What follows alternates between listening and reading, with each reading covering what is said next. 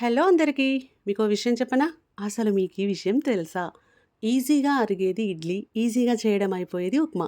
ఈ రెండింటితో ఇడ్లీ, ఉప్మా చేస్తే ఎలా ఉంటుంది? భయపడకండి. నేనన్నది ఇడ్లీతో ఉప్మా.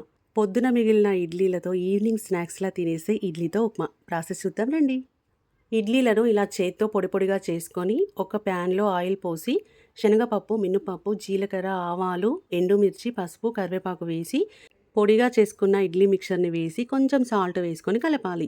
1 ఆర్ 2 మినిట్స్ ఫ్రై అయ్యాక తినేస్తే పుల్ల పుల్లగా టేస్ట్ భలేగా ఉంటుంది. యాక్చువల్లీ ఈ రెసిపీని 'సూర్యవంశం' సినిమాలో మీనా గారు ట్రై చేశారు. అయితే మనం కూడా ఒకసారి ట్రై చేద్దాం అనేసి నేను ట్రై చేశాను. చాలా టేస్ట్ వచ్చేసింది. ఇంకా అప్పటినుంచి ఎప్పుడు ఇడ్లీలు మిగిలినా ఇలాగే ఇడ్లీతో ఉప్మా చేస్తా. మా పిల్లలు కూడా చాలా ఇష్టంగా తింటారు.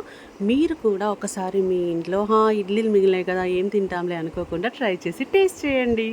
టేస్ట్ అయితే సూపర్.